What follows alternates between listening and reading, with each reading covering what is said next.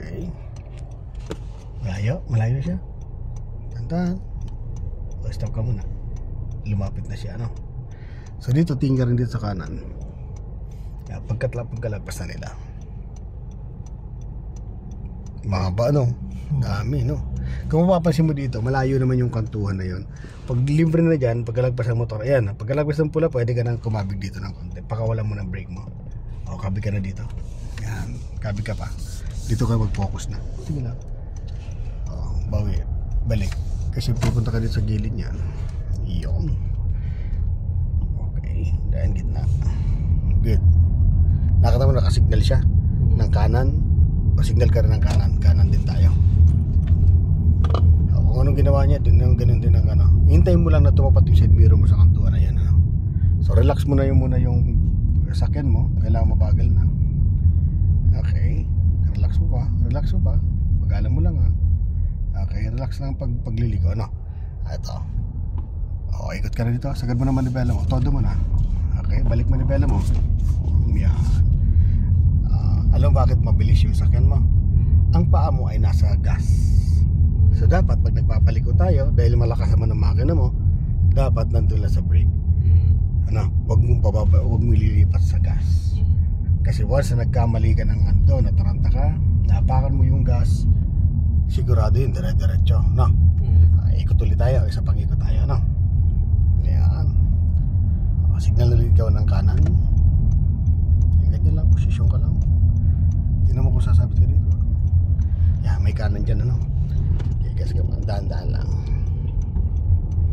Okay, go. Yo, hanap ka ng kanto niyan.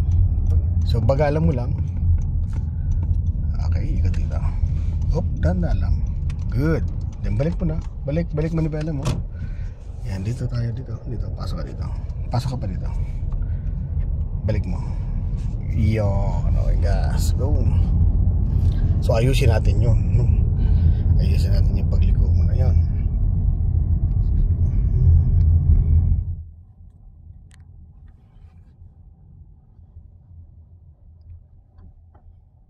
Yo. Pag mga ganyan mga hams, malayo pa na membrano ka na kagad. O sundan mo lang yung line mo na yan. Slow down ka lang. Okay. Pag dito ka na kumuha. Dito ka na kumuha. Isang lane na to. Yan. Pinapabayaan mo na pasok yung kamay mo sa ilalim. Magiging lock yan. Dito kumabig ka pa dito. Kabig ka pa. Ayan. Napasok kasi yung isang kamay mo sa ilalim. Naka mo?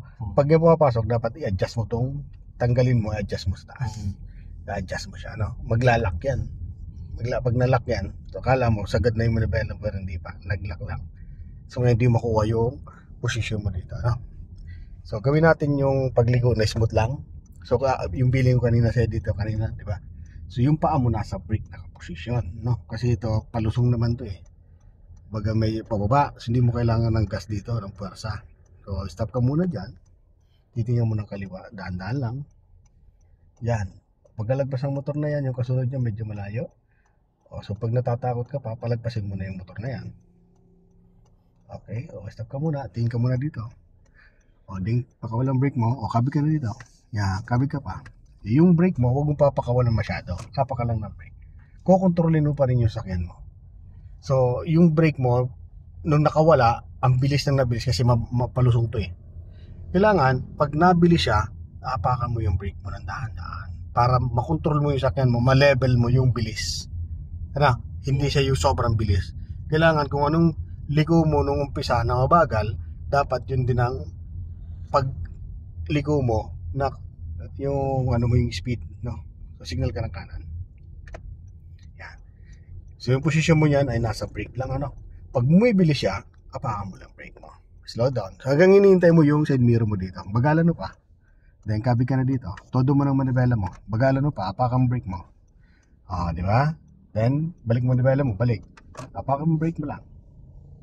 Nako mo? Yun, ano? So kukontrolin mo siya. Hindi pwede papakawalan mo yung brake mo, no? So kailangan ikaw magko-control sa sakyan mo, hindi ikaw yung kukontrolin ng sakyan mo. Okay, go ka. So ulitin natin yan, no? hanggang sa makuha mo siya.